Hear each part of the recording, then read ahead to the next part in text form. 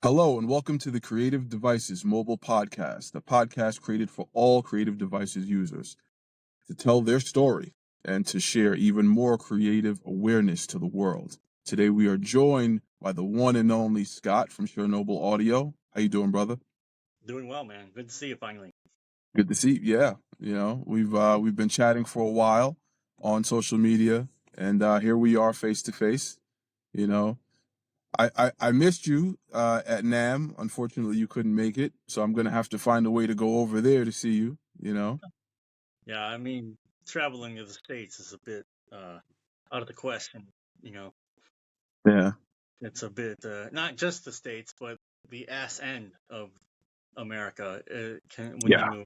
When you consider that I'm in Eastern Europe, then it's not just going to like New York, which could be like okay, but then you got to jump another 4-hour flight from New York to LA. It's like so Yeah.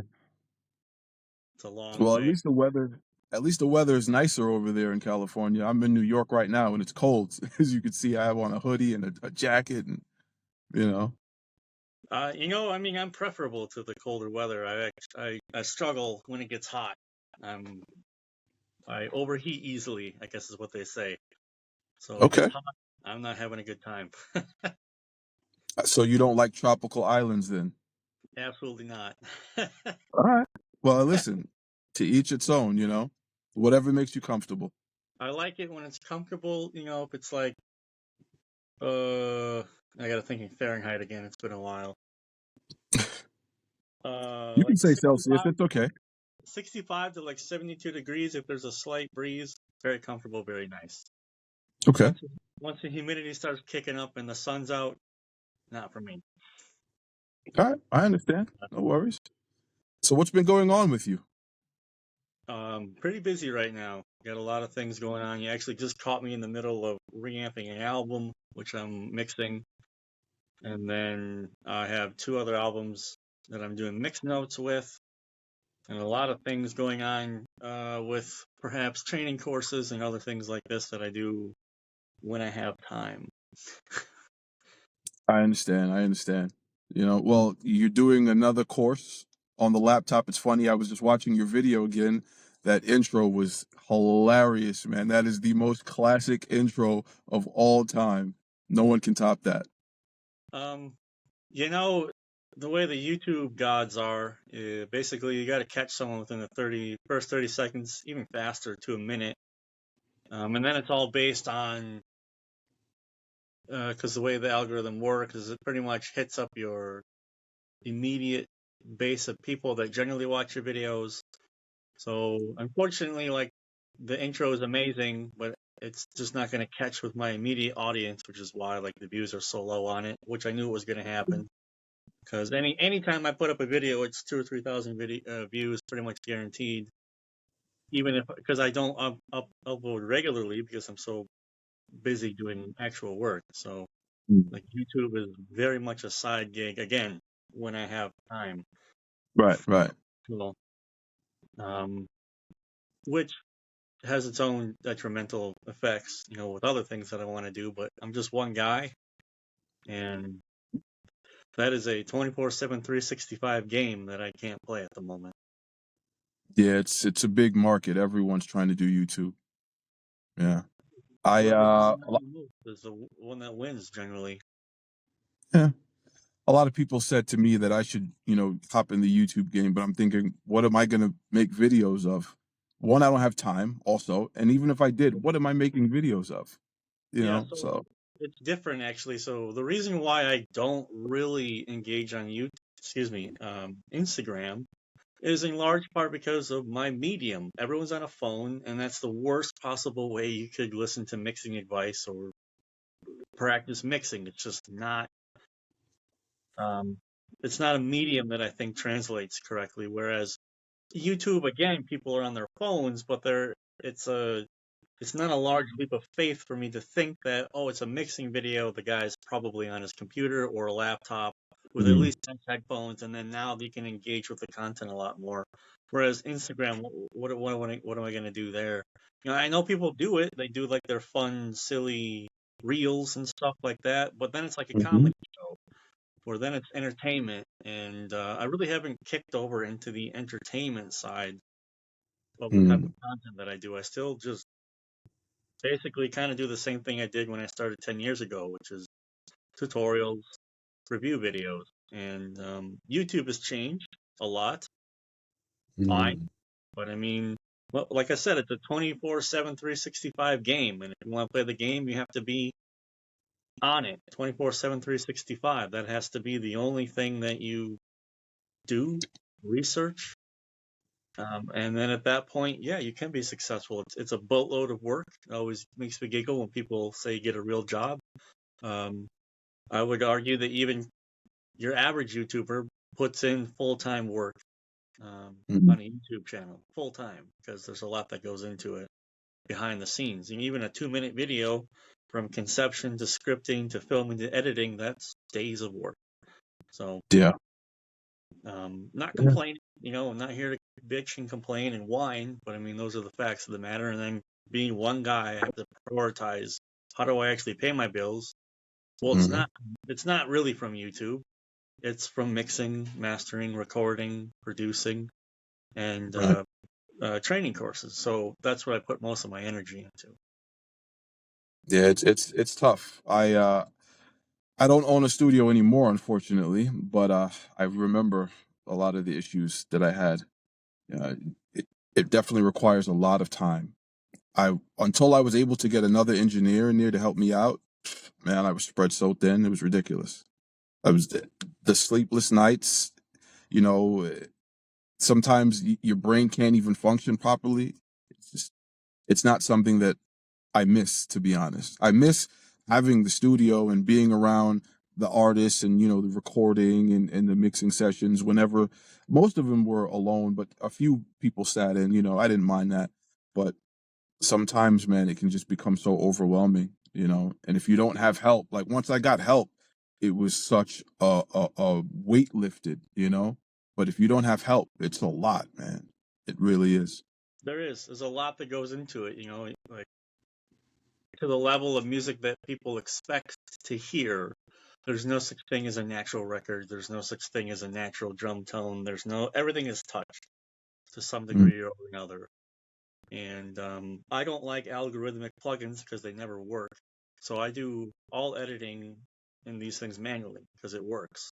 But that does mm, mean I have to go and listen to every single note, how that note coincides with other pieces in the music, what's the full, so it takes forever, yeah. So it could be mm. a week and a half of just technical editing, just that, before you can start mixing, right? Yeah. So, I've had people reach out to me, they want to help and things, but a lot of people just expect that I just have money laying around and they want like 500 euros a project. And I'm like, listen, man, no. And now I start to understand the old guard a little bit more, where it's like, it's not that they're gatekeepers, it's just like so many people email me, message me, and you really start to understand that a lot of these people have no concept and they're not Mm, ready. They're they're they're not going to be dependable. That's what the gatekeeping, I think, means. It's just these guys have seen it so many times where they give the guy the benefit of the doubt, he drops the ball, and it fucks them over because now they have to do all that work that they could have finished in the last 3 days, but now they need to do it today mm. uh, to be on schedule. It's hard, man. It's very few people that are willing to embrace the grind because it's not sexy and it's often not even a lot of fun. Yeah. But as we can talk later, it is literally the only thing in my life that has kept my interest to this day. Music production, music. So I want to get more into that, but for the people who may not know who you are, that were sleeping under a rock because you've been doing this for a while, please let everyone know who you are, where you come from, how you got started, all that good stuff. Yeah. So, I mean, I'm Scott Elliott, Chernobyl Audio. I specialize in mixing, mastering, producing, writing, recording, extreme music. I don't know if it's at all obvious here, the aesthetic. But I definitely specialize in, black metal, death metal, grindcore, all these more extreme genres. Um, Although I have worked on progressive styles of music and more like heavy metal things. if the music's good, you know what I mean? Mm. That's my main gig. I also have like a one-on-one metal mixing tutor program that I open every once in a while because again, I just don't have the time most of the time to really sit down with people one-on-one. Well, the way that works pretty much is people enroll for a month, and pretty much every day of the week, I am, for the lack of a better word, up their ass about what are they doing, what they do today, what do they need help with, what are they practicing, send me something, let's go. And I'm pretty much just like, Mm. not a drill sergeant, but I'm pretty engaged in what they're doing for an entire month.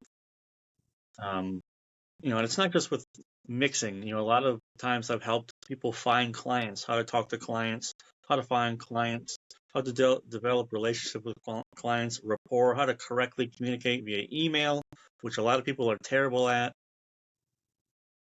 Drafting proposals, collecting payments so you don't get screwed, how to protect yourself in that realm. Things like that. That's like the metal mixing tutor thing. And then I have content on YouTube, obviously, which is geared towards tips. Sorry if you can hear my phone beeping, because of course it would happen starting a call. No one wants to get a hold of me until I start doing something on my phone. Yeah. So, just a second. Sure. Real life situations here. Just two people having a regular phone call. That's it. Wanted to make a cup of coffee and I forgot about it, and my wife was like, Ah, "Hey." yeah, there you go. Yeah, the YouTube stuff, basic tips and tricks for mixing metal or showing products that I think would be useful, helpful, such as the Kreative Devices stuff. Been doing that for almost 10 years, like 23,000 subscribers. And then I have my own website, ChernobylAudio.com, obviously where my portfolio is and how you would contact me for mixing work. But I have musician producer resources there, preset packs, free guitar tones for songwriting, and then mini courses for example, developing guitar tones, mixing. So yeah, I'm pretty hard in the sphere of mixing, and basically it's funny because if I'm not mixing, I'm probably still in Cubase doing something mixing related, testing something, reamping something, fucking around with a plugin. What does this do? What does that do? And that's really the intangible that a lot of people forget that you need to have, not just in music. Like, if you want to be a successful business owner, it's a 24-hour job because maybe you're not behind the till at your coffee shop, but you're at home crunching the numbers. How can you expand? What can you do? What kind of da, da, da. So it's always in my head. It's always there. So that's me. That's what I do all the Well, time. and how did you get into this? Like, what started this? What was the catalyst for you? So that's a funny question, actually. Probably the exact moment that this train actually left the station was 1998, Christmas time. My cousin was visiting my dad. My dad's got an auto body shop. They were out in the shop, jaw jacking, whatever. And I walked over and I'm just sitting there. And then the topic of playing guitar came up because my cousin played guitar. And basically, I was like, oh, that'd be cool. I'd like to play guitar. And then cousin was like, well, let's make it happen. And literally, right there, jump in his truck. We go to his house. He gives me a Gibson and one of those old Yamaha amps. Come back to my room, whatever. He set it up, shows me how to tune it. And then the classic rite of passage, becoming a new guitar player. Obviously, he showed me how to play Smoke on the Water, as he would. And that's literally the true beginning of how it all started. Because I had taken piano lessons when I was 7 with the intent to play violin. But knowing what I know about myself and looking back, it wasn't going to work because I just wanted to do my own thing the way that I wanted to do it. And it just, the teacher at the time, really, we weren't communicating very well, so it just wasn't going to work out. So, but doing what I want in the way that I want to do it has obviously caused a number of setbacks and unnecessary emotional pain and learning how to do things, but that's life sometimes. So that would be the actual legitimate, okay, when this all started. And even with the guitar, though, it wasn't it wasn't like immediately clear that I could write music or that I was gonna do anything with it, right? It was just, I guess the original inspiration was like, oh, I look cool playing guitar, whatever. It really just, you would buy tab books, right, from the store, these terrible tab books that were wrong, sitting there trying to learn Metallica riffs. And what I realized is every time I would sit down to try to learn a riff, didn't matter, AC/DC, Black Sabbath, Metallica, I would always start noodling. I would always start going, well, what if it went like this? What if it went like that?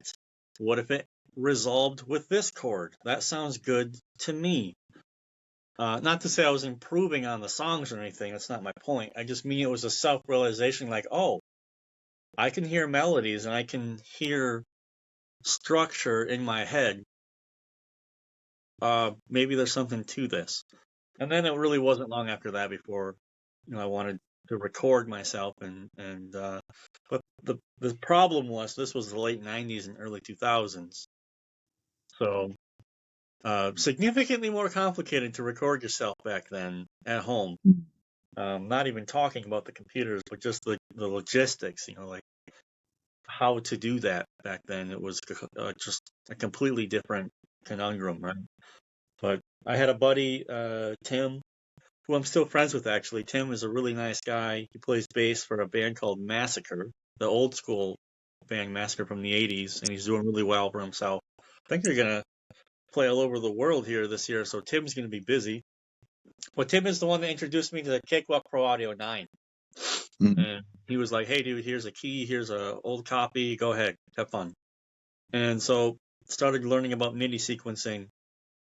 And then I recorded my guitar into Cakewalk Pro Audio 9 via the line-in port on your motherboard. Wow. So I had a guitar plugged into a DoD death metal pedal, which then went into the line-in of the motherboard. Like, I don't want to insult anyone's intelligence here, but there was really no other way to really do that back then without getting thousands of dollars of rack gear and a Pro Tool system legitimately. So of course it sounded like crap, but I was able to at least record my ideas, and then it ballooned to getting like an 88-key Casio workstation to record synths and bounce the drums through the keyboard back into Cakewalk to record audio, so you could start mixing audio tracks, whatever. That was a whole pain in the ass. But that's pretty much what I did through the rest of high school. Graduated in 2004, but basically from the end of 2001 to 2002, it has already consumed my life, so that's all I cared about. And then ever since then, it's been one constant thing in my life. Like I said, it started from playing guitar. Maybe it'll be cool. Turned into, I want to play guitar, write my music, produce my music, record my music, mix my music, and release my music. So it quickly wrapped all up into that. And like I say, ever since then, that's been the constant in my life. Doesn't matter where I live, where I work, what I'm doing, what my job was.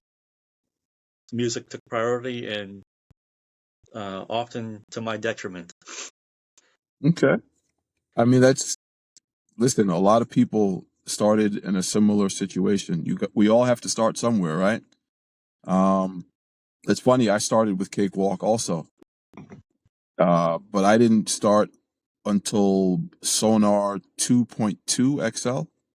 Okay. And I started with that, and at that time we had a little audio interface, but people were building computers and buying the additional sound cards that had better audio quality, like the sound blasters. Remember those? Putting Yes. them in the towers and using them, plugging them in the same way. And because, like you said, no one was buying any of that expensive stuff. But whatever interface you can get your hands on, people were using them. But yeah, Cakewalk's been around for a long time, man. I remember a lot of country artists were using Cakewalk for recording, for sound design, for commercials, for all sorts of stuff. And the funny thing is, I was talking with someone the other day about DAWs. A lot of people don't know that Cakewalk pioneered a lot of the features that we take for granted today. Yes. You know, stuff like drag and drop and uh, touch capability, ARA integration, etc. Like all the features that seem normal and great that we use every day. Cakewalk pioneered all of that, and then later on, other companies adopted it and put it in their DAW. And when I would hear that this company now, this DAW has this feature, I'm thinking, well, I've been doing that. How is that something new? Not realizing that Cakewalk was the only one that did it, you know? And It's a it's sad crazy story. to, It's a bit of a sad story with Cakewalk, really. yeah, yeah. I mean, I used Cakewalk, well, partly because I was ignorant of anything else, to be honest, but also I liked it a lot. Mm. And yeah, Cakewalk Pro Audio 9. I think obviously Sonar 5, I think was the next time I upgraded. Sonar 8.5, which is largely considered the top of the mountain for the Cakewalk DAW, because then they went to the modular design of X1, which was an absolute shit show for a couple of years. Great ideas, really forward thinking, because if you look at all the Right, DAWs now, they're all modular, right? right, Got right. away from the floating window thing, Hmm. which is really annoying. You know, now if you so they really were considering like screen space and let's hide and show the things that we actually want to see. So there were as many steps forward and forward-looking ideas. Implementations were just, you know, and then we all know the story. Gibson bought it, destroyed it, sold it, and then the band lab. I like once Gibson sold it, I pretty much left. I bounced around a little bit, tried Reaper, tried Studio One, which I liked, but then ultimately settled on Cubase, which I have no reason to switch now. I mean, it does everything and then whatever I need. I still have Cakewalk Pro Audio 9. It still installs on Windows even to this day. It's hilarious, actually. It still works, still installs. And the main reason for that is because I couldn't record music back then. I just wrote everything in MIDI. So drums, bass, guitars, vocals, vocal lines, everything was a MIDI project. So literally from 2002, I don't know, 2015, every song I've ever written is in a full MIDI file. Everything. It wasn't Wow. until after that where I started, because it's really slow to write MIDI like that. So I started Mhm. demoing with real guitar at that point, but also that coincides with me getting smarter and getting an interface finally. So yeah, but yeah, when you get started back then, it was a whole different world than what it is getting started today. Yeah, very, very different. Now everyone has a laptop with everything that they need inside the laptop in software form. No one has to go out and buy external stuff except for, I think the only external gear you really need today is an audio interface and some Absolutely. headphones. Yeah, Yeah. It's crazy. Totally different world, you know? it's insane. I mean, like, I think one of the questions you wanted me to answer was like what devices I used when I got started. And I just laughed because it was like, oh, you're asking me like I had an idea of what to do back then, which I had no clue. You know what I mean? I Mm. mean, the quick answer is whatever the Walmart special was. Not a joke. Like Yeah, back in the late 90s and early 2000s, you could go to the Walmart and you get a computer in a box. It's in right. a fucking box, and you just whoop, that's my computer. So you know, for whatever reason, my dad had adopted computers pretty early, mid '90s. I think it's because his wife at the time wanted to do the books for his shop on the computer. So there Mm. was a computer in the house, but I mean, this is 1995, 1996. Computers are things that you use at school for typing class, and Right. it's not a thing, right? So it's there. I didn't use it. I was playing PlayStation and Nintendo 64, But then my dad got a Gateway, and then I started. That's when I discovered Nova Logic Delta Force 2 and online gaming. Well, that was the end of the console for me, and has been ever since. Like Mm. such a subpar experience for me now. Yeah, But PC gaming, it's next silly. level.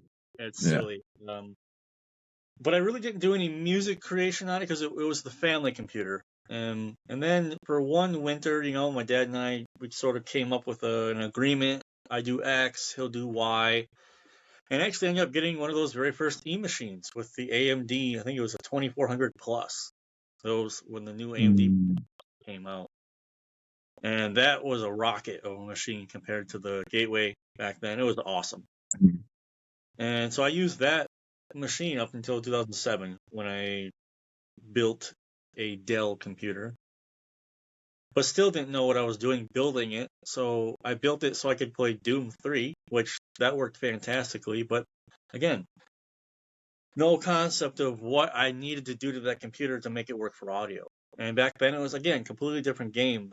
You got to hunt for drivers. You got to make sure things work. It really was difficult and complex, to make things work. And so it's really important to keep in mind that these home range machines from back then, I mean,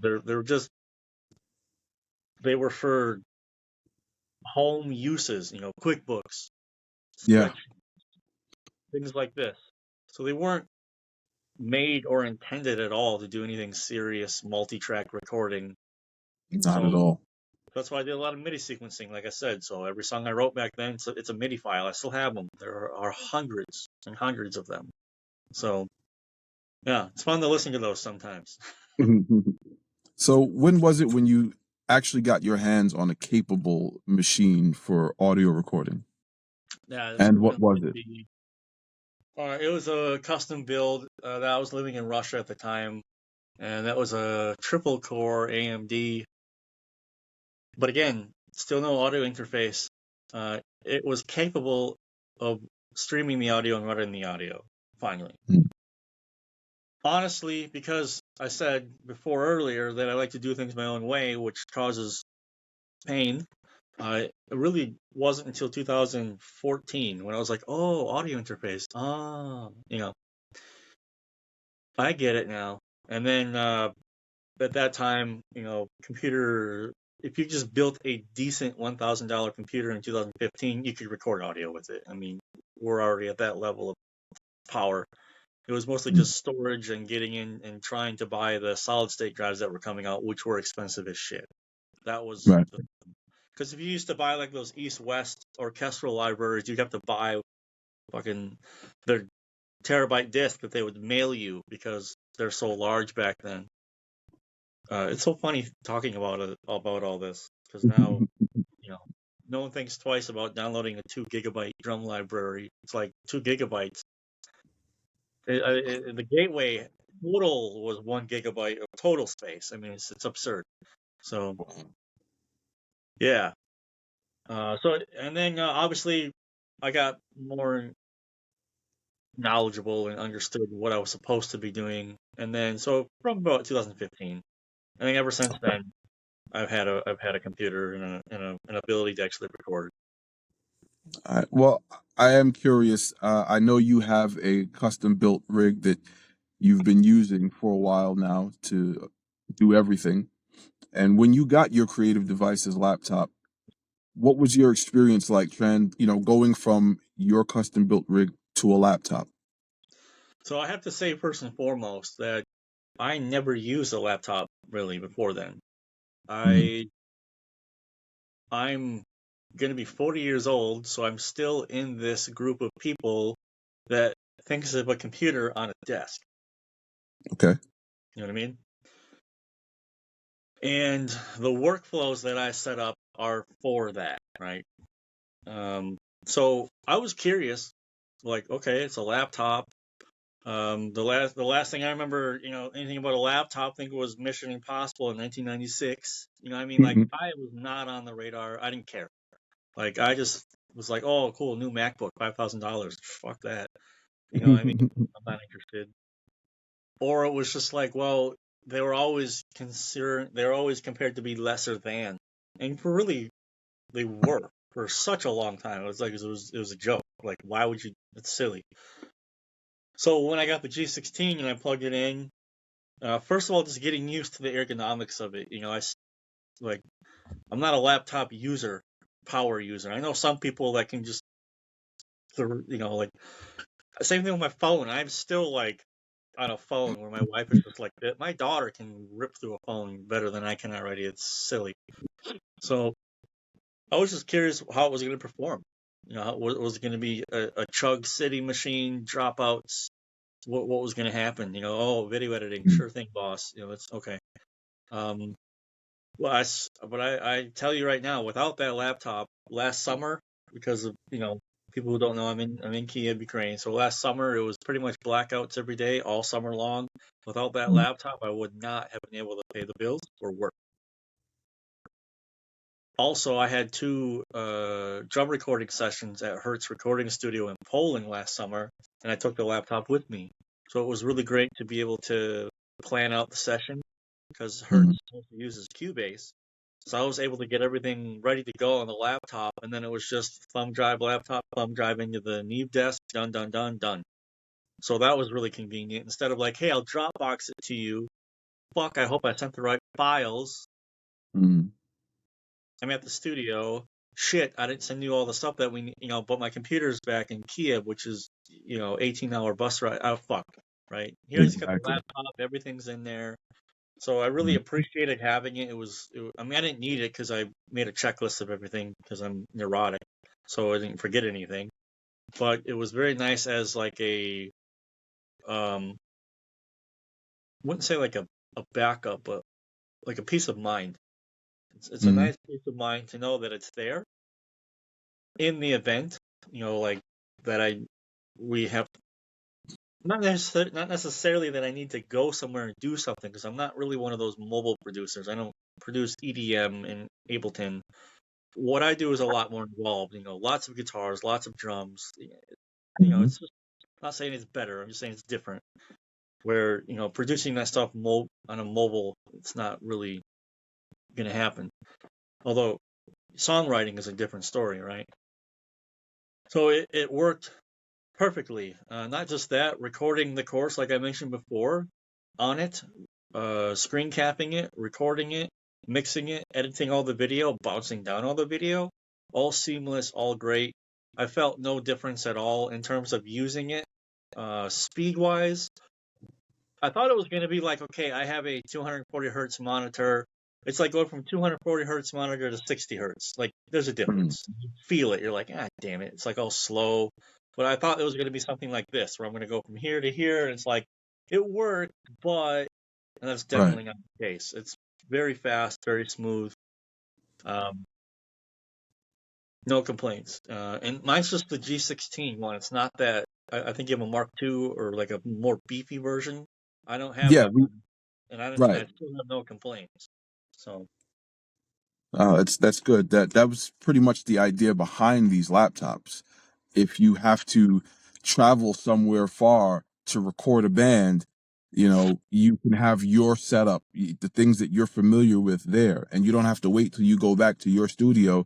You could mix it, master it, do everything you want right there. And, if you're going to stay for a while, the option of having that, I think, is just, there's no going back after that, and I always say, definitely. yeah. I've been in situations where I had to go somewhere to record a band, and I had to give them a little rough mix, but I didn't have everything I wanted. I had to wait till I got back to connect it to my desktop and do all that. I don't want to go through that. There had to be a better way. And my brain is always thinking there has to be a better way to do this. And, these laptops are the way. Desktop replacement laptops. Yeah, I remember you explained it like that. And I mean, again, I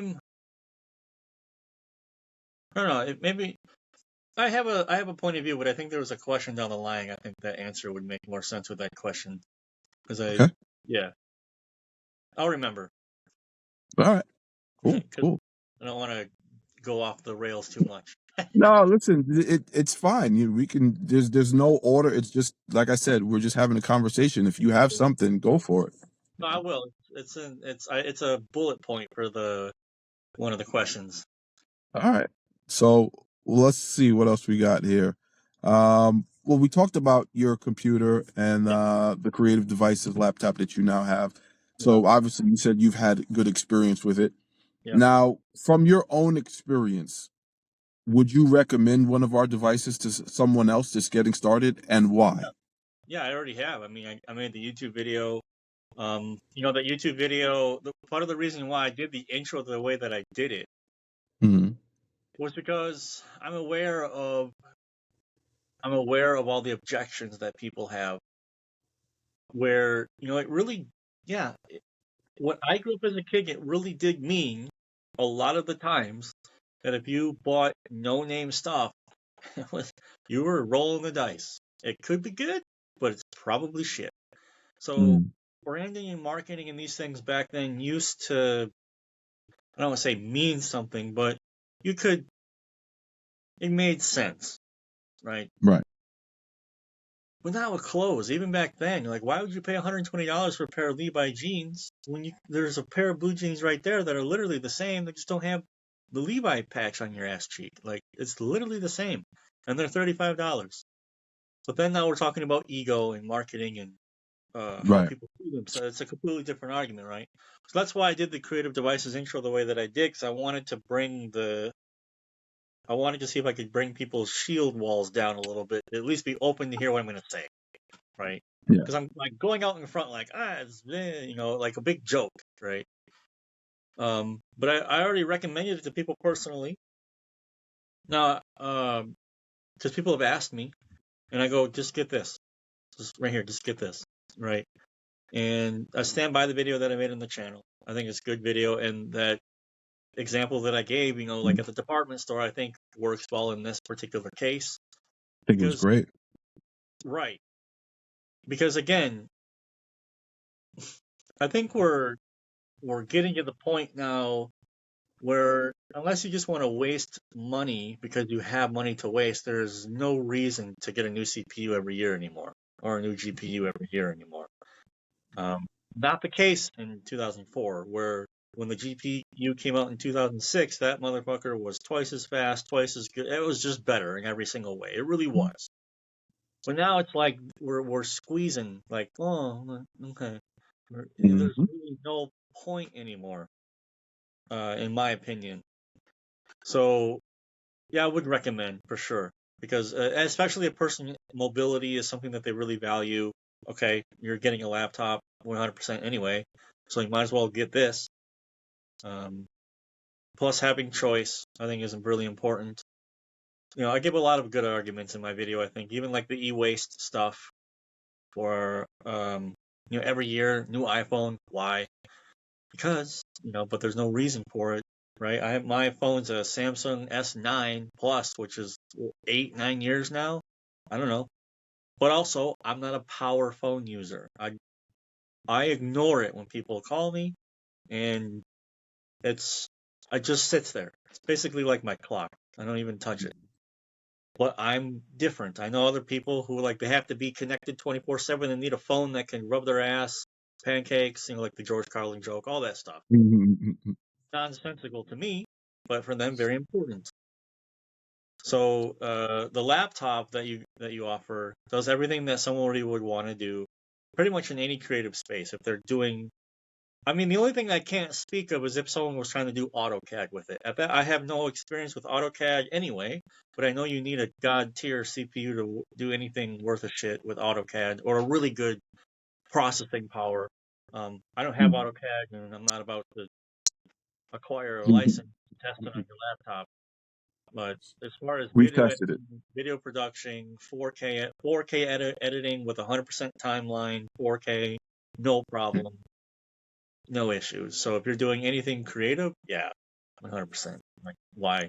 And unless you don't want to save money, which is what I said in my video too. It's your money. You want to spend $5,000 on a MacBook because it's a MacBook. Go ahead, man. It's your money.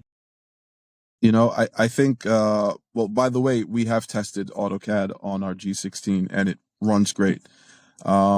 We actually have a few people who do AutoCAD and other 3D rendering stuff. They use our laptop for that.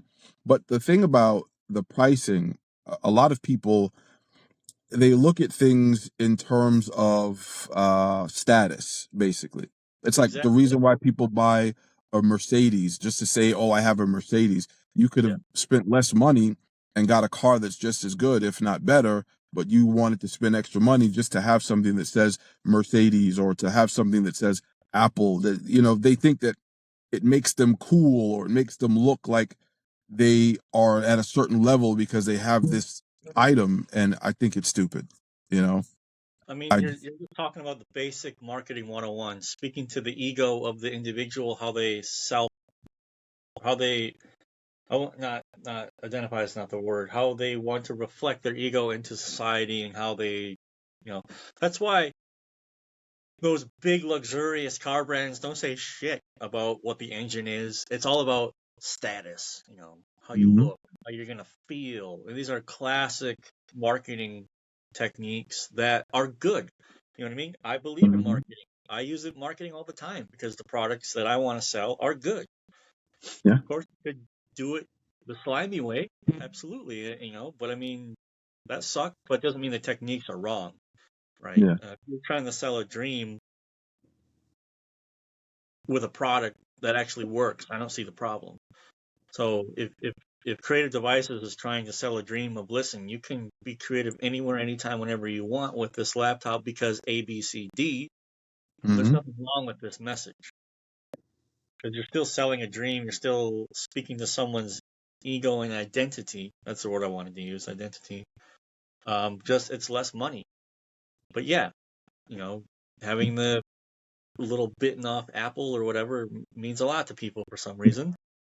And we've all been there, dude. I was a teenager. I wanted all that shit too. Come on. I mean, Yeah. nobody's above anybody else. But as you get older, you really start to be like, wow, Yeah. get the money out and burn it. I mean, at least it'd be warm for a couple seconds. Um, Everyone has that. Everyone has that with something. It doesn't matter what it is with something. So as guitar players, we know. I don't know about you, but when I was younger, playing flashy, fancy stuff was cool, and I wanted to be able to do it to impress people. To say, "Oh, look, I can play this." I'm not in my 20s anymore, so I don't care. right. It's like that was exciting for me then, playing really fast, shreddy stuff, melting your face off, whatever. I'm happy for you. It doesn't impress me. I want to hear something that sounds like music now. So everyone goes through those stages, Yep. and eventually you outgrow that sort of thing. But some people never do. It is what it is. To each its own, I guess. And good for them. Like, I just think having a choice, I think, is very important because there's not a lot of choice for laptops, because it's no secret as these generations go on, because computers are so much easier to use now. It Mm, means that less and less people know how they actually work, or mm, what makes them work, or why when someone says, "Oh, I bought this MacBook for $5,000," I'm rolling my eyes in the back of my head. Not because like they look awesome. I'm not gonna lie to you, they fucking look sweet, like super yeah. smooth, whatever, all that shit. The design is on point. Like even the unboxing, some guy fucking Mm, spent millions turning the unboxing into an event because it opens mhm, mhm. like the alien eggshell just like this, and you grab it, and it's like an experience. Like they nailed it. They have Right. nailed it. Every checkbox is checked, but Right. it's not worth $5,000. No, You no. know? My personal experience, and I want to say this, I have nothing against any other company, and Apple is one of them. I think they make fantastic products. I personally don't think they're worth the price. And I Well, also do not like the limitations of their devices. I don't like being limited. I don't want to have to decide between what you allow me to do. And, I want, if I buy something, I want to do what I want to do with it. I want to choose how much I want, or if I want nothing in it, I want to put my own stuff in it, or I want to upgrade it myself later. I want to yep, put my own logo on it. I don't want your logo on it. I want to do what I want to do with my thing. And right. that's why I don't like these other companies that pigeonhole you to stuff. It's yeah, and I think it's a really important distinction because, like I said in my video about the Levi's things, it's the same pair of pants. The difference is this has got the Levi's name on it, so it's $50 more expensive, right? Mm.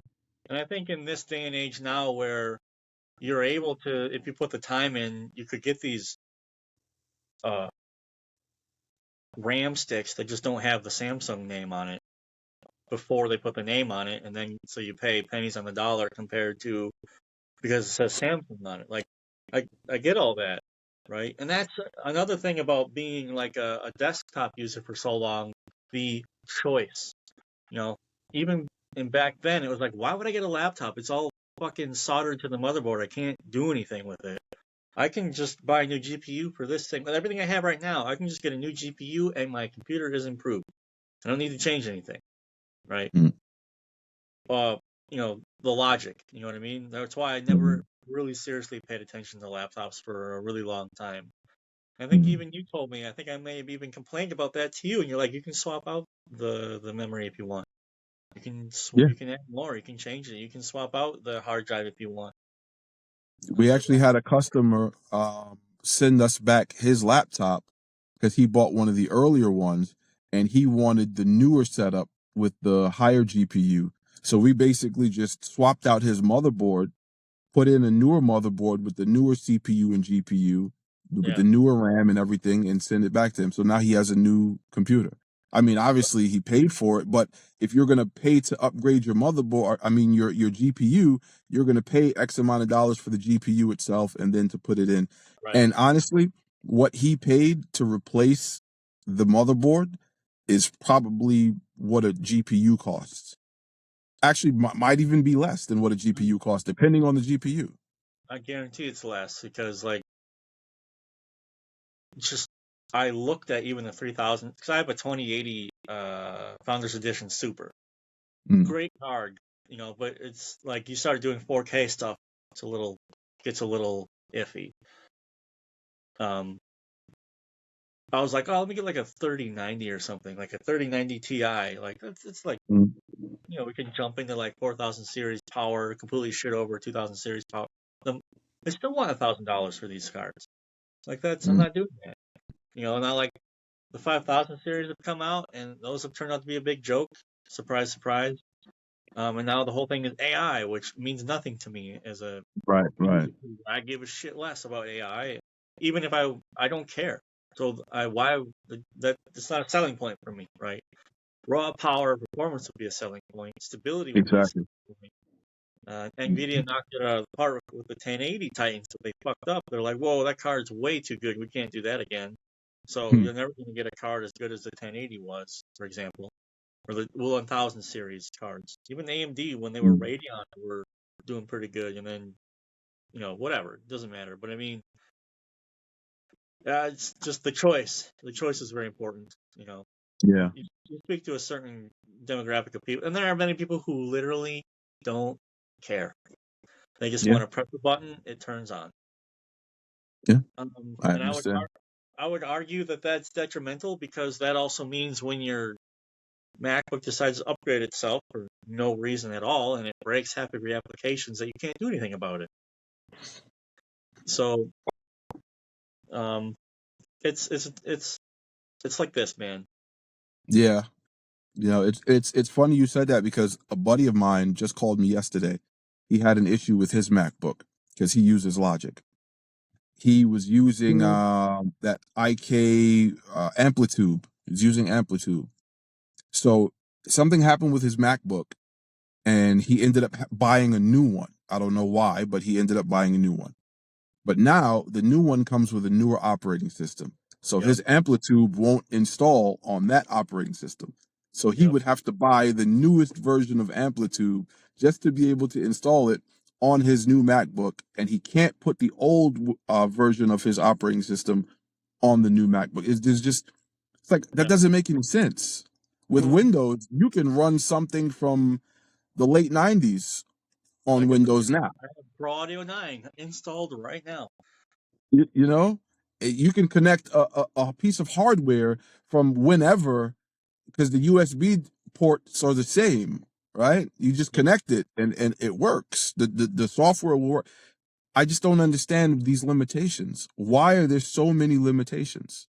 You know, and as a creator, that it hinders you from being able to get your work done when you can't use the things that you have. You I know?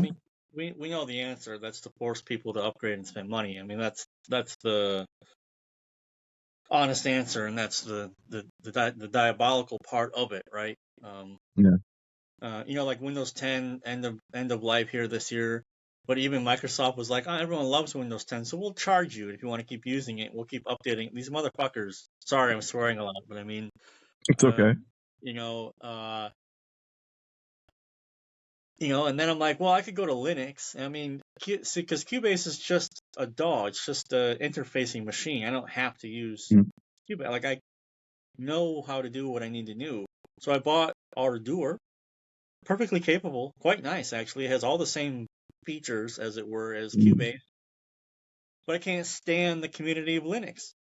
These people are out of their fucking mind. They don't want to pay for anything. Everything has to be open source. Everything has to be free. And I'm just like, guys, that doesn't work. There is something to be said about paying someone to put together a very cohesive distro that would be curated, updated, and taken care of. But you can't. Why would you do that for free? I won't. Do you work for free? I'm not going to work for free. So this mindset just drives me insane. So I'll probably be one of these people paying for yearly updates for Windows 10 because I just can't wrap my head around this insane open source crowd. I'm sure I'll get dunked on the internet for that, but I just like to a degree I understand it. Like there are really good open source projects and things that are really cool, but when it gets down to it, people have to be paid for their time. If you want really good things, in my opinion, it could start as an open source thing, but anytime it really starts to build in any sort of complexity, it's just not going to work. It's not going to work, in my opinion. So it's hard. So pick a distro to write music in Linux. That's almost impossible because it's just like I can make Windows do what I want. I can turn off things that I don't want to have.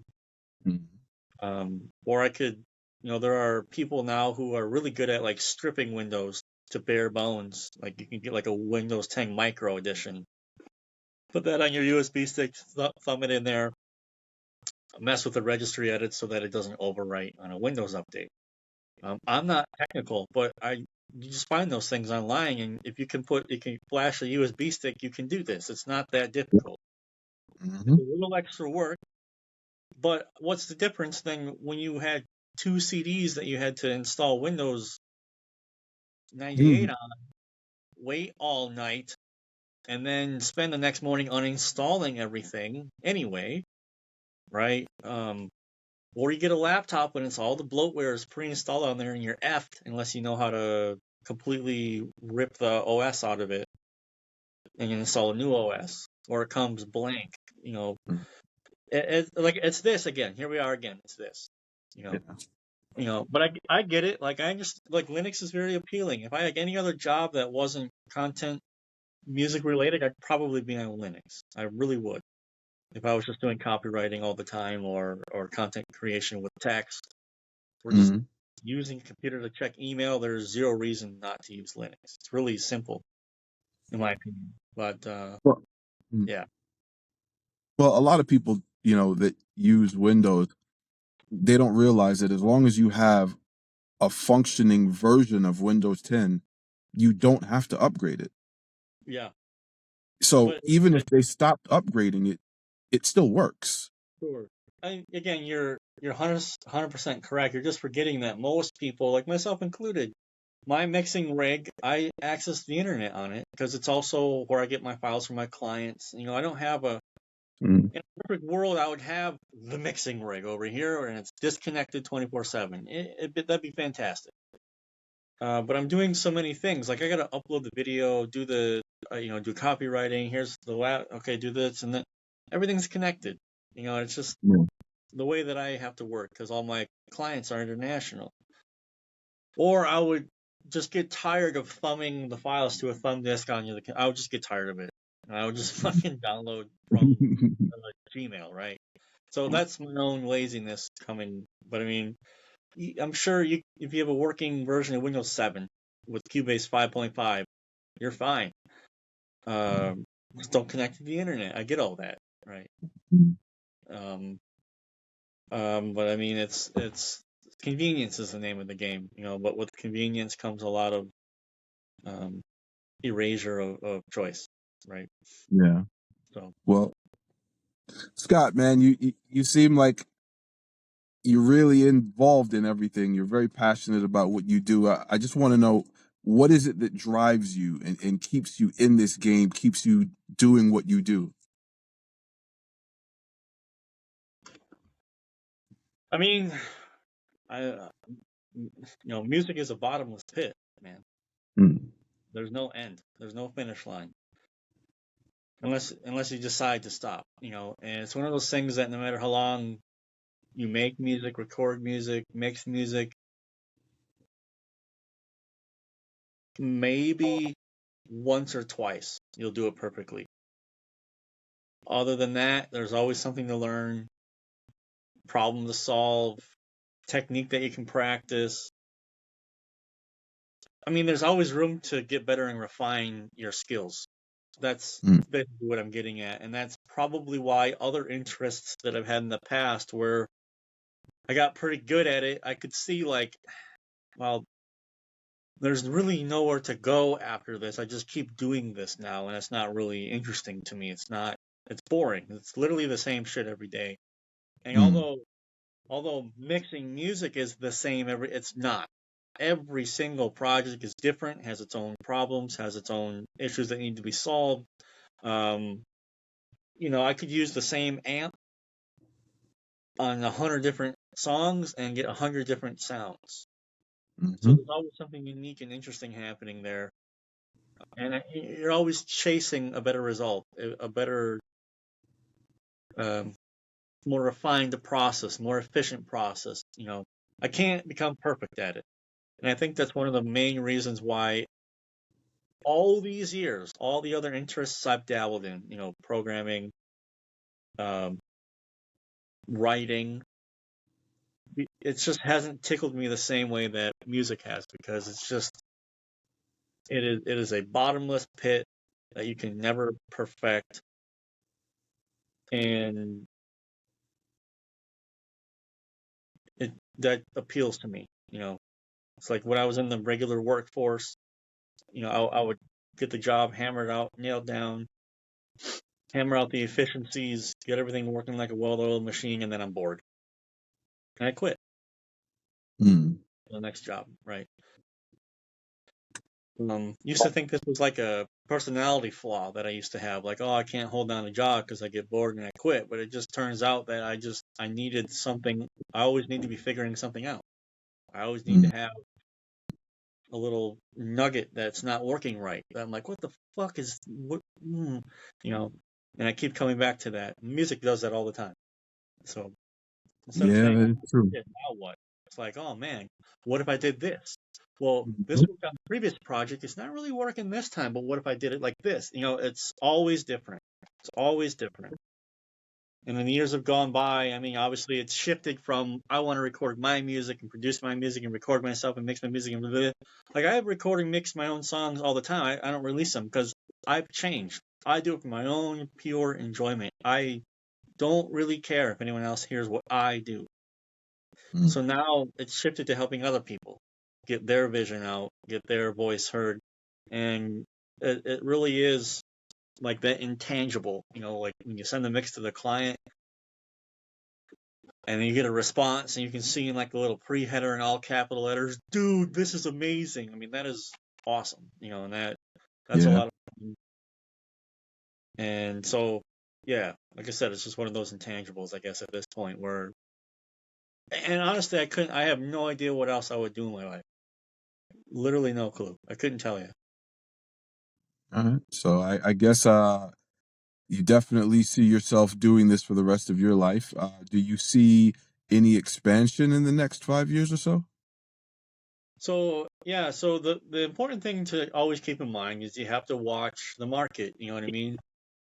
And I don't believe in the death of the music studio. Actually, I think everything's cyclical. I think we're already starting to see a point in time where people are pretty tired of hearing perfectly recorded music that has been perfectly mixed in a perfectly recorded setting and is perfect in every way. Mm. Metalcore is a great example. All the respect to Joey Sturgis, created an entire genre. I've learned from Joey Sturgis. He's absolutely invaluable with a lot of the techniques that he's come out with. However, there's a humanity that's stripped out of everything being so perfect all the time. I think people are starting to notice this because they're saying things like, why is music all the same? All sounds the same. They're literally the same. How come, like Metallica, Anthrax, Slayer, Iron Maiden could all use Marshall JCM 800s, but they all sound so fucking different. What's that all about? They're all using E tuning or E flat tuning, but you could recognize a Slayer riff like this. I couldn't tell you. You could play me 10 different bands of gent and they're all the same. I have no fucking idea who they are. Not talking crap about genres, that's my point, because I listen to black metal and there's plenty of things you can say about black metal.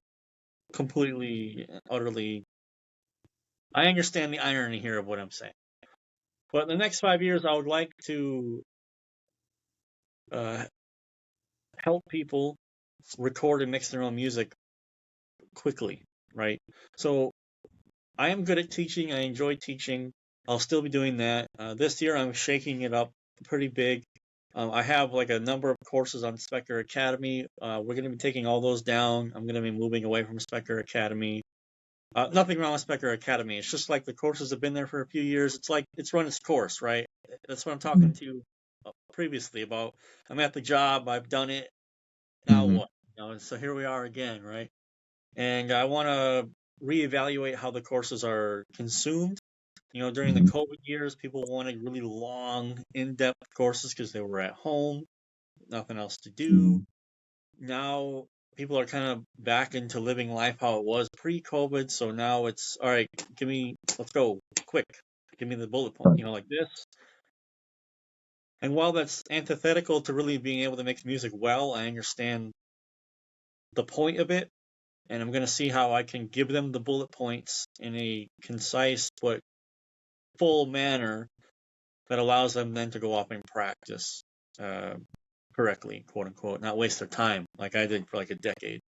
Also, I'm involved with some companies that are creating some products that'll help people write music quicker. Songwriting, it's still a difficult thing for a lot of people to do because time is an issue.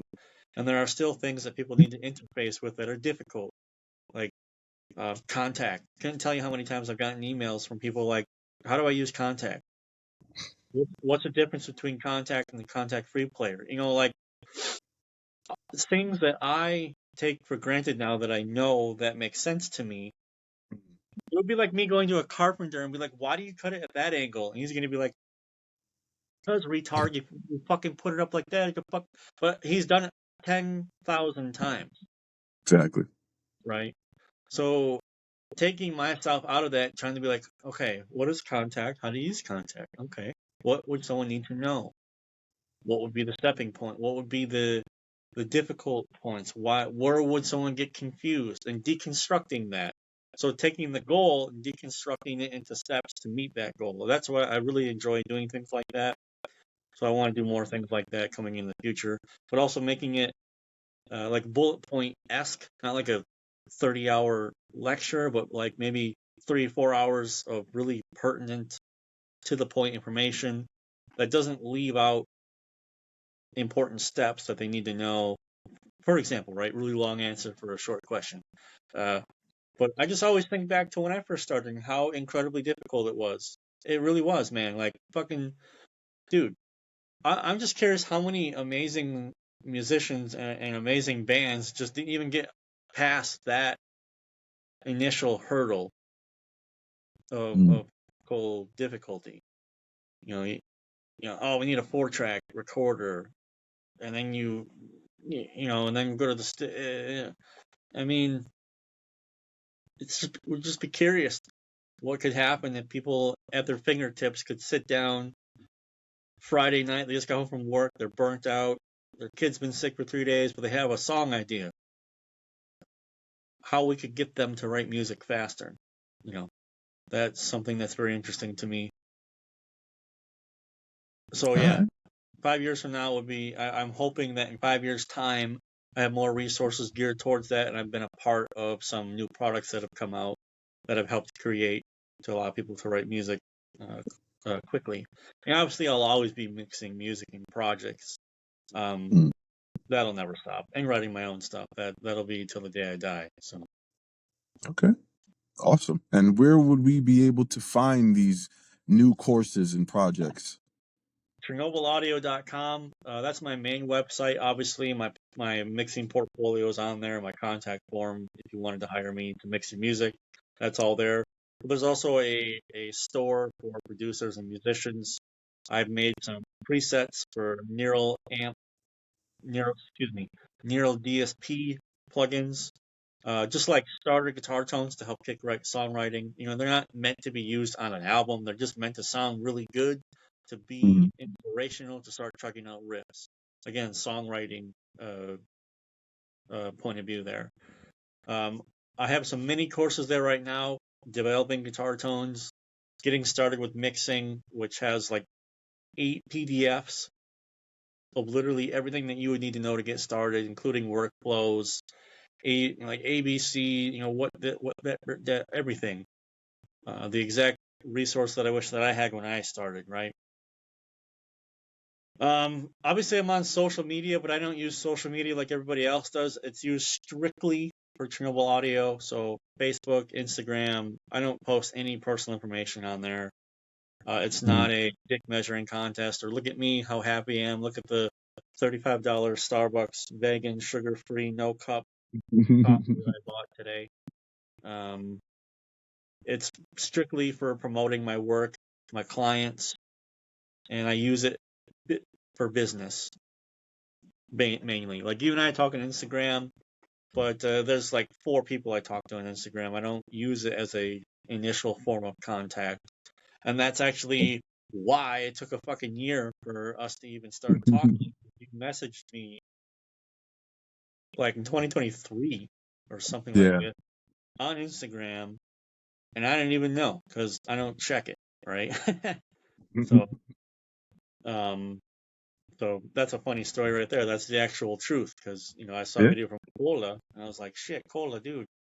And I was in Poland at the time and I was like, well, let's see, maybe we could work something out. And then I sent you a message and then I'm looking at it and it says your message history and you had sent me a message. I'm like, what? So it was like almost literally a year from when you sent me a message and from when I sent you a message. So if you want to get a hold of me, ChernobylAudio.com, contact form. There you go. It's the Beautiful. best way. Awesome, man. ChernobylAudio.com. Yep, Scott, man, I really appreciate you taking the time to have this conversation with me. You absolutely, dude. know, awesome. Is there anything that you want to know? Because I've been asking all these questions. Yeah, actually, I would be curious to know, like, what was the? I know you've talked about it a little bit already right now, Mm. but there, in my opinion, or maybe there was an actual one defining moment or experience where you're like, oh my God, fuck this. I have to do something about this situation. I'm starting Creative Devices. Uh, a defining moment. So I remember, as I've mentioned before, I used to custom build desktops.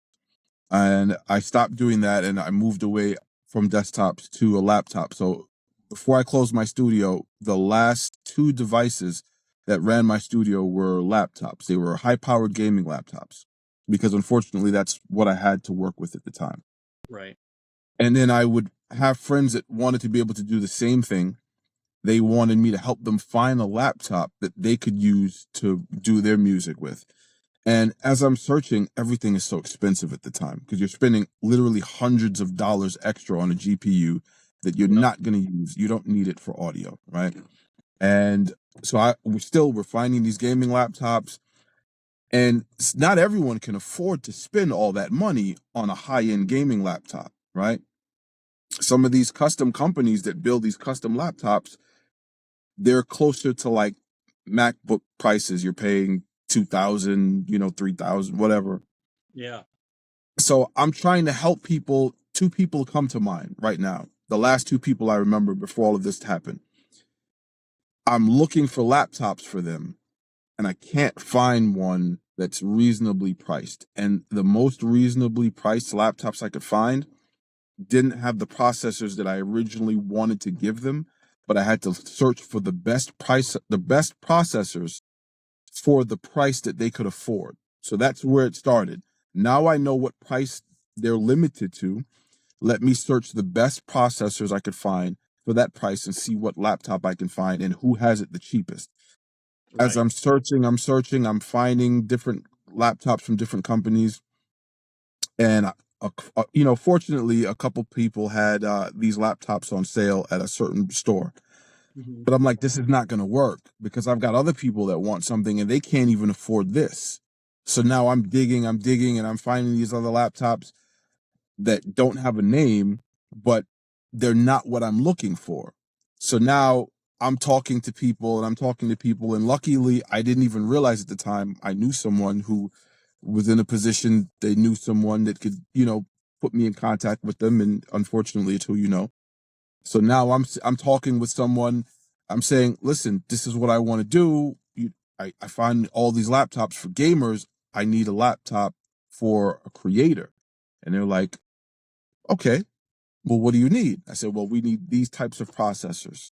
Everything was focused around the CPU because with audio, it's very CPU intensive. You Yep. need to have a very good single core performance processor and multi-core performance as well. If you can find the best single core and multi-core performance, you're golden, right, for audio.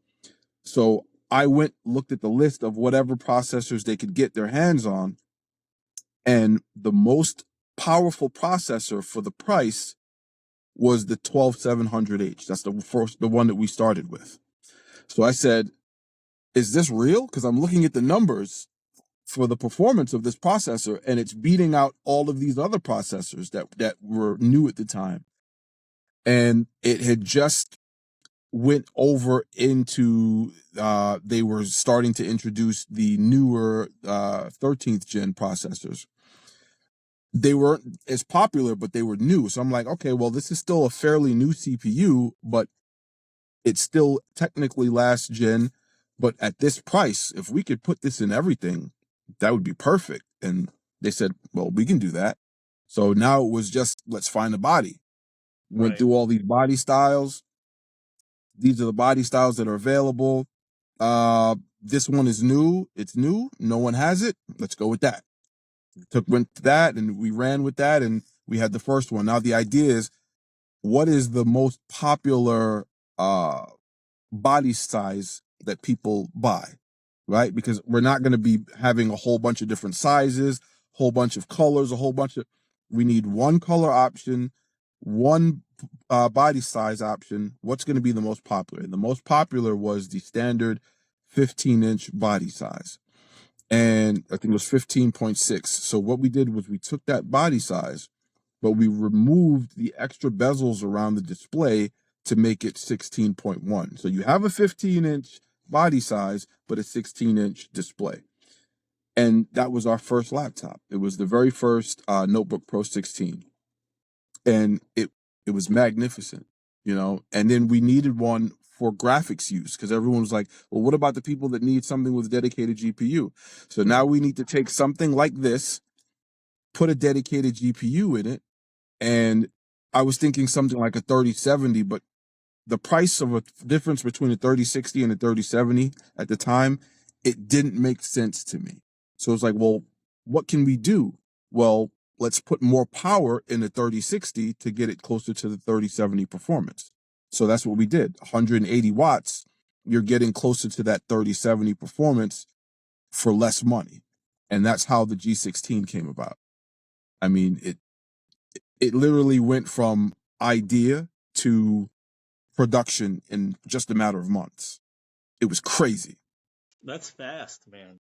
Yeah, because That's fast. it was a month for each laptop, And then it was just making sure everything was good. Anything that needed to be ironed out, we ironed it out, and we were off. So a few more, I want to say, in a matter of months from the time I came up with this, we were already selling the first laptop. And then after that is when I created the website and, really put it out there so that everyone could buy it. Because in the beginning, you could only buy it through PayPal and it was only word of mouth, But then it's like people all over the world need to know about this. I have friends overseas. They're like, yo, I want one. I'm telling my friends about your laptops. They want to know how they can get one too. I'm like, well, we need to make this worldwide. And the factory said, well, yeah, we ship worldwide all the time. I said, okay, let's make it happen. So Yeah. here we are. Yeah, that was, I made a point to mention that in my video as well, like the China issue.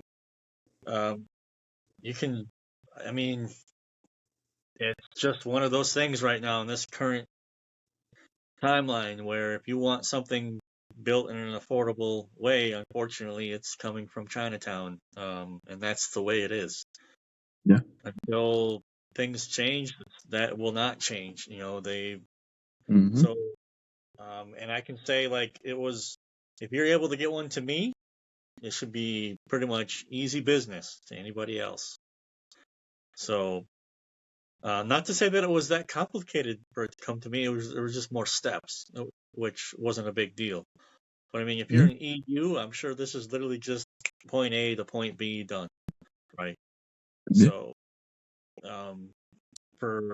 and even like you sent the hat and the mouse pad, I didn't even know you sent that to me, and it had been there waiting for about a week. So that went instantly. It was just delivered instantly. It's just technical stuff like computers and Yeah. things like that get held up. But like if you wanted to send, I don't know, a hat or a mouse pad or a shirt or whatever, that'll drop and that'll be no problem coming to Ukraine. Just the technical stuff they want to get their import fees on, so they'll hold that. But even that was fine. They just sent a little invoice to the phone. You pay bank transfer, it's released, and that's done, and then it's delivered. So it's really not that big of a deal, is what I'm saying. Yeah, no, it's like you said, it's been surprisingly easy getting it to all these different countries. Some countries are more difficult than others, obviously, like Ukraine, Dominican Republic. There was a bit of an issue. They held it up there. But most other countries that we've sent laptops to, it's just Yeah. if your country requires an import tax, then that just has to be taken care of. But the Right, thing is, shipping is free anyway. The only thing you pay is the tax. right. So still a win, you know? Sure. Yeah, I mean, like it's really easy to, but I mean, it's just gonna be time, Like I could see, I think there was one thing I wanted to mention here. I don't remember. I had just notes here, so I remember everything I wanted to say.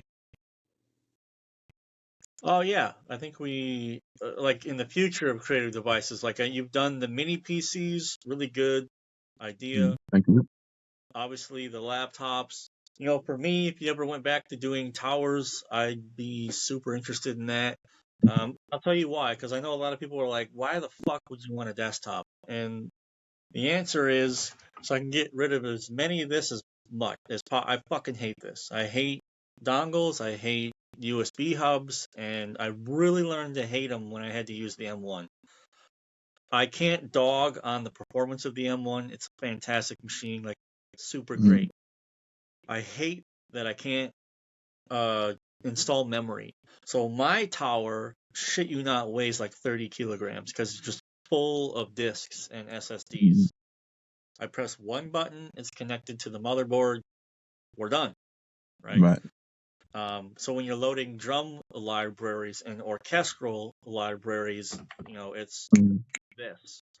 Still pretty quick with 3.0 and whatever, like compared to 1998, we're living in the space age. I get all that. But Right. also, I'm a bit of a cable neat freak guy. I hate it when there's shit all over the desk, which Happens all the Mm-hmm. time when you have all these dongles all over the place with the M1.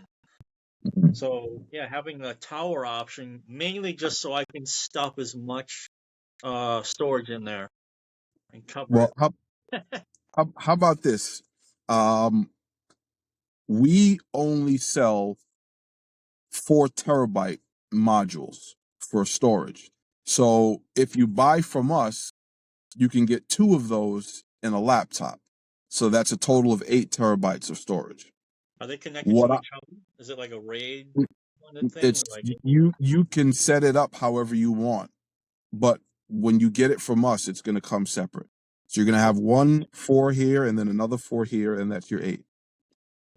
What I've done was I went and bought myself 2 8 terabyte drives. So now I have 16 terabytes in my laptop, in my personal laptop. hmm In our minis, you can also add a SATA drive right, as right. as well as 2 NVMe drives.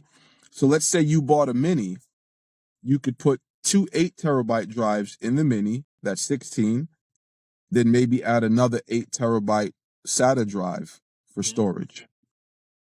And maybe in the future, they might come up with 16 terabyte drives. I'm sure they will. I mean, that's just a And then you matter. can put one of those in. You know, so you can always upgrade the laptop. Yeah. So because I know Mac does this, and that's how they make a shitload of money. The SATA drive, SATA, you set it on top, the SATA, Right. everything's big. That's just me holding out. Like, I don't want to. That's ridiculous to me. Like, you have a motherboard for a reason with all of these SATA points. Like, Mm-hmm. connected to the motherboard instead of adding this extra point of contact and cut our speed in half. Mm-hmm. Which is still almost a non-issue at this point with how fast CPUs are. Really, honestly, I mean, I'm splitting hairs now. Now I'm just being a dick, pretty much. Mm-hmm. With my, I'm not criticizing, by the way. That's not my point. It's just me being a unique individual with my own set of things that I wish I could have. I just like having all my storage off of my desk, underneath, in a tower, out of my Mm-hmm. way. Because I have amps I got to put on here to reamp, and I gotta I need the space to work, you know what I mean? And that's what pissed me off Right. so much about the M1. The M1 just pissed me off so much because you got like 2 USBs on the back, like 4 USB-Cs, and that's it. It's like, so you got your chaining. I think I still have a bunch of the old USB-C, Mm-hmm. just daisy chaining, USB, Mm-hmm. USB, USB. I'm like, this is stupid, you know? Uh, who wants to do this? No, but I mean, mobility is a really big factor. I think a lot of people.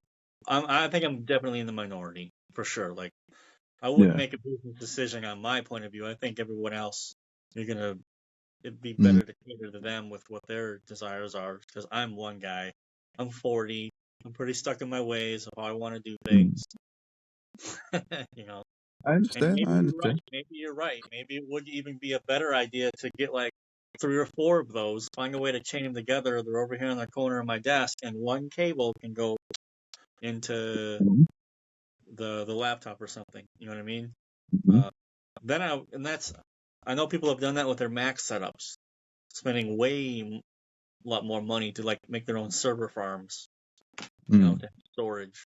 Because if you start doing 4K video, now it's 6K and 8K video, 4 terabytes of storage is a joke when you're doing raw footage. That's not going to work. You need hundreds, right? And but that's a completely different thing. If you're doing audio, Right. even this, I think this is even a 1 terabyte. Yeah, this is 1 terabyte SanDisk. You know, Mm-hmm. most drum libraries are going to fit on this, and it's pretty fast. It's USB-C, so you're going to probably be fine. It's just one thing to remember. Don't forget about it, and don't forget your iLock. It's all this shit now that you gotta. Well, Because that's the reason why we offer the secondary storage option in our laptop. yeah, So you don't have to worry about carrying anything around. You can have all your files in the laptop itself, where you just literally grab the laptop and go. yeah, I need to do that. Like you sent me some options, on Instagram a couple months ago, The unfortunate thing here is anything tech pretty much is like 35-40% more expensive here. Just the Mm, nature of the beast because of the situation here and getting it into the country. So okay. like Amazon and what's it called? One Egg, I think is what it's called. Those sites, Mm, it's saying here. But yeah, because basically you want to have the DAW and the operating system on a separate drive from what you're loading from your from. files. Exactly. So, if those are NVMe connected into the motherboard, we're talking about snap of the finger speeds, which is Hmm. very important when you're streaming a big session that's got orchestral patches, drum library, even maybe a bass program, whatever. So, but I really like the idea that you're doing the mini PCs. I really like that you're kind of doing like upfront competition to what's already out there. Um, I totally get it. So don't take that as criticism. It's definitely not. It's just one guy yelling at the clouds. You know what I mean? No, listen, I understand. I mean, if something like a tower, anyone can build a tower, right? Not everyone can build a laptop or a Yeah, mini. yeah. So that's the difference, No, And I totally again, get it. yeah, just like with the laptop, the mini is portable. You could put it in your pocket and take it with you anywhere you want to go, Yep. So Yeah, it's just, and I get it with the laptop. I mean, I have a Cubase Logic keyboard, you know, and I could hook up the 4K monitor to the laptop and literally just set the laptop over in the corner and not look at it. I got all that. I get it. hmm So it's not about like, oh, Scott, you're just, old man yelling at clouds. You don't want to. That's not my point. It literally just is like I have such a hatred for the daisy chain of USBs hubs into another USB hub, into Yeah, another me USB too. hub. Me Um, too. I remember because I had one of those monitors, an LG for Mac, which also had 4 USB 3s on the back. Mm. Kagan, it was just ridiculous. You got 4 SSDs hanging off the back of your monitor, 2 SSDs hanging off the back of the M1 with daisy chain USB. It's fucking stupid and ugly looking, horribly ugly Mhm. looking. And I just remember like this is silly, absolutely silly. So yeah, okay, I'll get off that train now. Again, that's why I have 16 terabytes of storage in my personal laptop. I Yeah, don't have to worry about that. And you can do it too. Anyone can do it. Just swap the drives. That's it. yeah, It's literally that easy. You take the screws out, take off the back cover, replace the drives, put it back on. Done. that's great. I mentioned that in the video too as well. You can replace things and upgrade things. Yeah. I will be doing that when it's just not a priority at the moment. Like Right. you know what I mean. But I did have a couple other questions. What would you say is like one of the coolest projects that you've seen happen because someone was able to get their hands on a Creative Devices laptop or mini PC? One of the coolest projects that I've seen happen. Well, I didn't see it personally, but a few people have sent me clips of projects that they were working on using our laptop. And I thought, man, that's pretty awesome. Yeah, Like to see, because obviously everyone's situation is different, but to see what they're doing, it's like, that's cool. It makes me wish that I was there to witness it firsthand. But I was happy to see some of it. And every now and then someone might tag us in something in a story and we'll repost it. But some people have just sent us stuff like this is not to be put out, but we just wanted to share with you what was going on. And I appreciate that. that's cool. Yeah. Yeah. I guess that kind of flips into the last question I had is like you asked me what I wanted to do in the next 5 years, but how do you think, or in what way do you think you'll be able to fill gaps in the market with creative devices? Do you think maybe you'll start going, okay, here's the audio laptop, no GPU, strictly for audio, and then here's the video content. Are you going to start doing things like this, or are you going to kind of stay more like, here's a G16, here's this, and here's this? I think we're already doing that. So again, the first laptop, the Notebook Pro 16, was designed for audio. So our standards, 14 and 16-inch notebooks, those are audio notebooks, right? The G16 and the A16 are designed with graphics in mind. And I think a lot of people don't realize that. The G16 has become so popular, a lot of people have been advertising it because a lot of the people that are advertising it are using it because they're doing videos on YouTube. Yeah. The A16 does great graphics, as well. The G16 does better graphics. That's the difference. So if you want the best graphics performance, the G16 is the way to go. Mm-hmm. If you need something that's going to do above average graphics, the A16 is going to be good for you, and it does everything.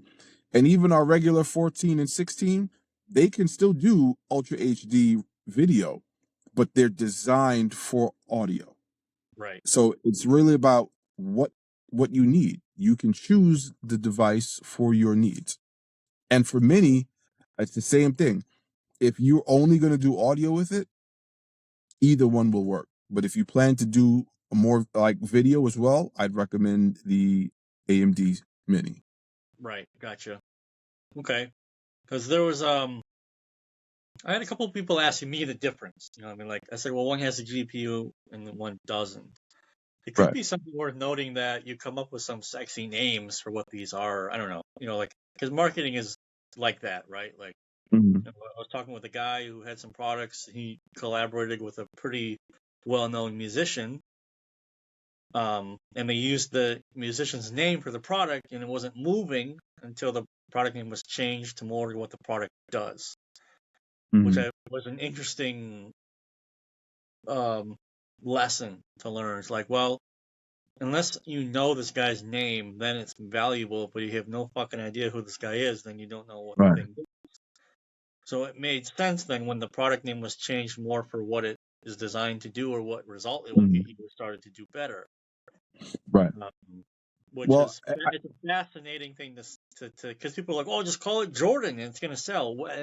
Predicating on the fact that they're 40 years old at least, they follow the NBA, or they're into sports at all, or they don't care because there's a timeline on these type of marketing techniques for pop culture. Like that's Exactly. if we tell jokes that were popular in the 80s, no one's getting that shit anymore. Right.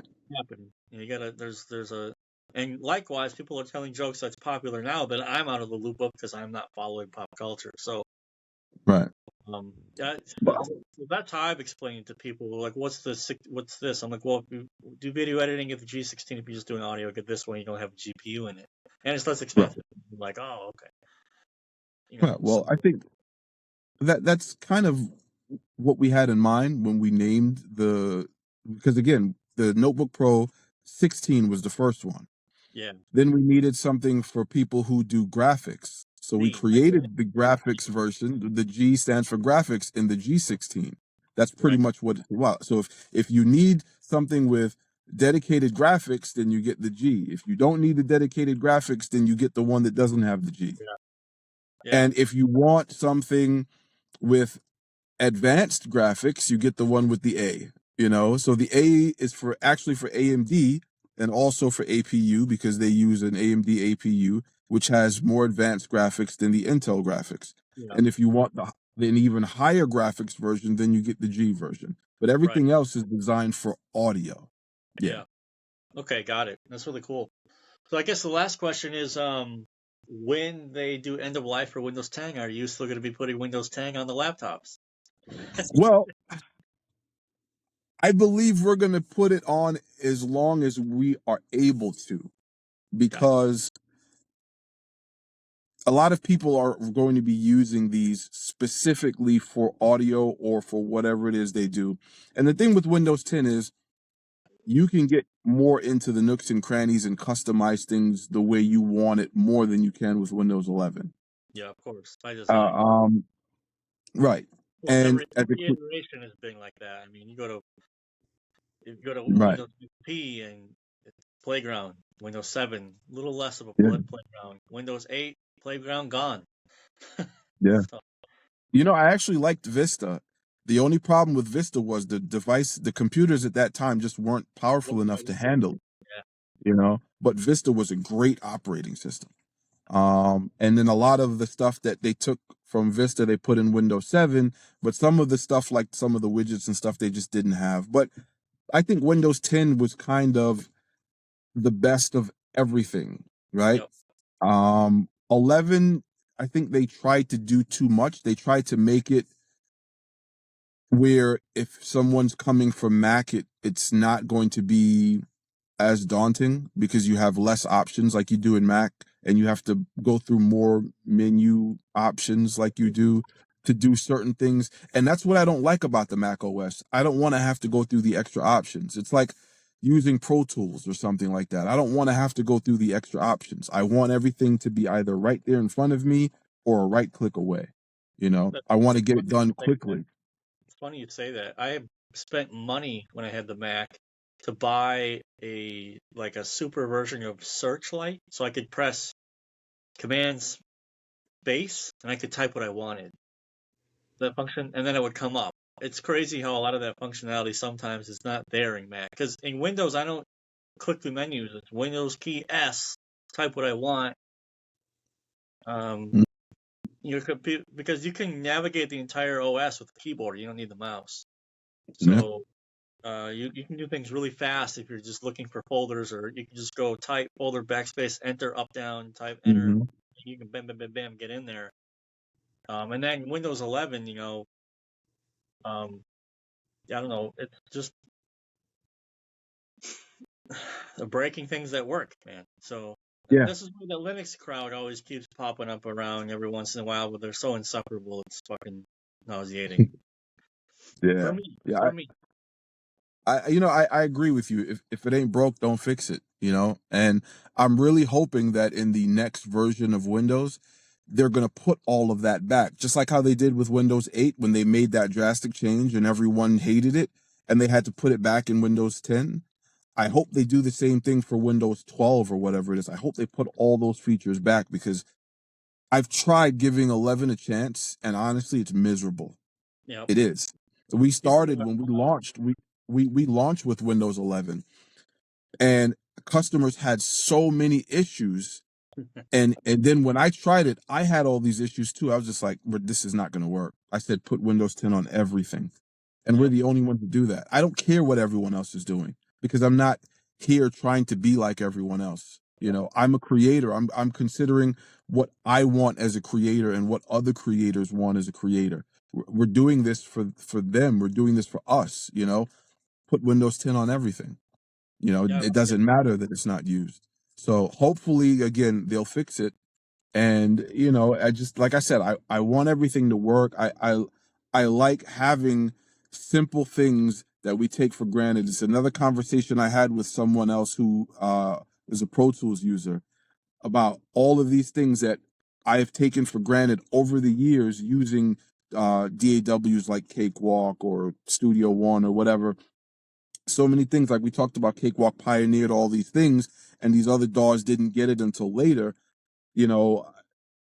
Basics of, if you want to adjust your gain on all your channels, I can just do so. I don't have to use a particular input plugin, a Right. trim plugin or whatever. If I'm working with multi-track instruments like drums and I need to flip the phase, I can just hit the phase button on whichever track, If I'm mixing something and I want to EQ like the vocals or this particular instrument or whatever, and I'm over here on this channel and I'm closer to the right speaker, I don't want to hear it coming through the left. In my mixer window, I can just mute the left channel and I can only hear it coming through the right channel while I'm making the adjustments because I mix in mono anyway. It just makes sense to me, but they can't do that in these other DAWs. And I'm like, why can't you do that? It's such basic things that I'm just so used to doing. I've been doing for so many years, not realizing that other DAWs don't do this, or they're just now starting to get this. And I don't want to work like that. And when I've tried to work in these other DAWs, it's just so much extra steps that it takes to get basic things done. I can't do it, man. I can't do it. Never forget, it took Pro Tools until like 2020 to make folders. So Well, I yeah. have a copy of Pro Tools. I mean, it's mostly just to make sure that things work. I like to test. I don't use it. It's just a Mhm. testing platform. Um, Yeah. it's like Studio One, Pro Tools, Reaper, Mixcraft. I even have, which is surprisingly not bad. Actually, it's a really good Okay. stepping stone for people. Um, it's just to test different plugins for people, see if things work for them. You know, I enjoy doing those things too. So I mean, yeah, talking about like in the 5 years in pipeline. I mean, I'll always be doing something musically Mhm. creative. And it's funny that I can't believe I'm 40 already. But every time I think of putting a musical project together, I really enjoy not babysitting grown adults. So I don't know if that'll ever happen.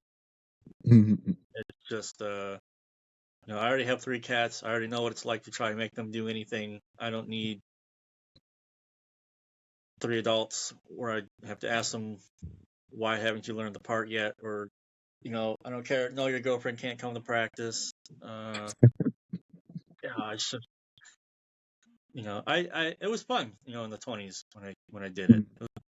So I think nostalgia is getting at me, but then I think about it, I'm like, nah, just Yeah. make music when I want, mix other people's music, help them bring their vision to life. Definitely would love to get because like I was looking to build a new rig. I even asked advice on your side, like what motherboards or things like this, because 4K editing is getting to be a bit of a chore on this thing. Um, so probably I know you have the new Mark II G16, so I think it's like a 4060 Oh, in there. so not, I forgot to mention that. So yes, we have the G16, which started out as an i7, and then Yeah. you could choose an i9, and we still have that. But now we have the i9 where you can select everything on the website. You don't have to custom order it through the website like you did before. Oh, okay. We had the G16 Mark II. Now the Mark II was a special order unit that several customers were asking. They want a G16 with the most powerful processor we could get our hands on. And I'm thinking, if we're going to do that, it still has to be reasonably priced. Right. So the 13900H at the time uh, was the most powerful processor that was reasonably priced. It was like $400 extra just Okay. for a processor. $400 more than the i9 that we already use, Yeah. right? So I'm like, is it really worth $400 more just for a processor? But if people are willing to pay it and they want it, I said, well, if enough people pre-order this, we'll make it. So we had enough people pre-order it, and we made them, and we sold them to the people that pre-ordered them, and whatever was left over, we sold them to whoever wanted one. Gotcha. Those ran out, and then more people kept asking for it. And Jeff Loomis, he has one of our Mark IIs, and John has a Mark II now also, and Yeah. Christian Cola also has a Mark II. A few different people Yeah. wanted Mark IIs, and I was just like, well, damn, now we got to make a whole new batch of Mark IIs. So, well, all the other people that wanted Mark IIs, everyone pre-ordered them. We made a new batch of Mark IIs, and when those sold out, we're like, we don't really want to do this anymore because not everyone's going to want to pay $400 extra for one of these Mark IIs when they could just buy the i9 that we already use, Right. and it's amazing. Like, is it more powerful? Yes. Is it $400 more powerful? No. Right. That's what I'm But talking about before. Like the increment of increased advancement every generation is not at all what it used to yeah, be. Like right. they make fun of these people. The kids make fun of the guys dancing when Windows 95 came out, but you gotta understand when Windows 95 came out, that was a fucking event. That was an amazing event. Uh, Yeah.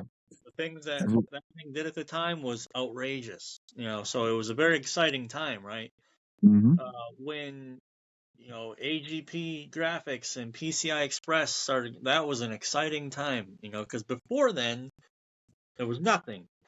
Mhm. Now it's like, oh, we have the whatever version Intel is now, the 17900 ABCZ.2. It's like, fuck, I don't care. I mean, I'm not getting 2x my performance anymore. Right, I don't right. lock my machines. I really don't give a shit. You know, I think I'm still on the 5900. I'm on the 5900X AMD. The bottleneck is not the CPU. The bottleneck is the GPU because 4K. Mhm. So, yeah, it's an incredible time to be alive when you're just starting. Get one of these laptops and you take care of Which it. GPU are you using? The AMD The 5900. GPU. No, the Oh, GPU. Which no, GPU? the GPU is the 2080 FE Founders A Edition. 2080. There should not be any issue with a 2080 doing No, 4K. no.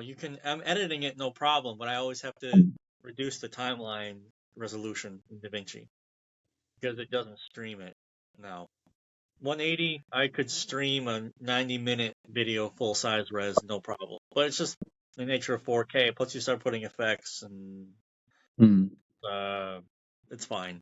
Plus, I have the monitor is 32 inches, all this other good stuff. But it's just Okay. the nature of the beast. But again, video editing and content creation is second to what I do most of the time, which is Right. audio. So Audio. I still really care only about audio, and I'm mixing a 90-minute album when I can stream it at like a 256 buffer rate, no problem. So it doesn't matter, right? Um, which is funny. So, but the audio interface helps with that, the audience. But it's great to see that. So now I know there's no Mark II. You just would have to select the i9 or whatever. But I'll seriously consider it. The main thing is just storage with me, man. Like there has to be a solution with storage where I don't have dongles and USB hubs all over the place. That's just a hard no for me. Like I can't. Yeah. That's a deal breaker of a situation.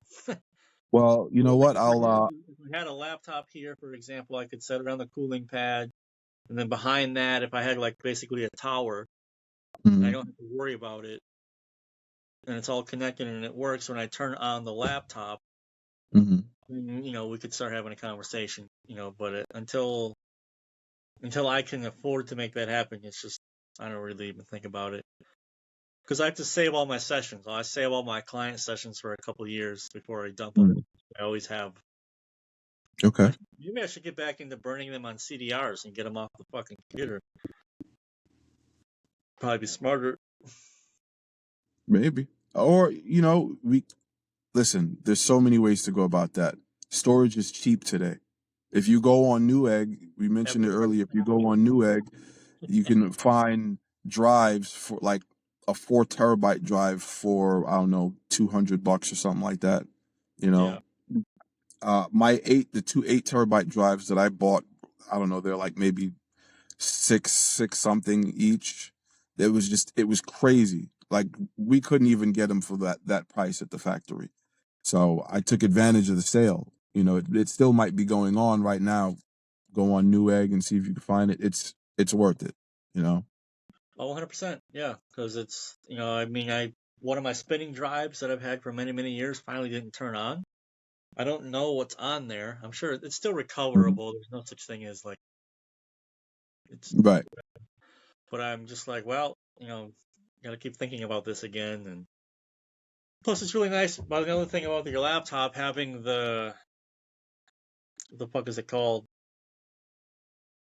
The micro disc. Being able to put, Okay.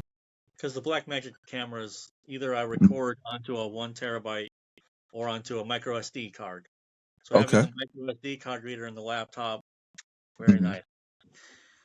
Because Awesome. Awesome. with a computer, you usually have to use a fucking dongle or a USB hub.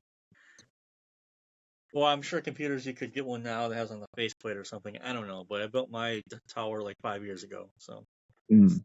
not the same. Yeah.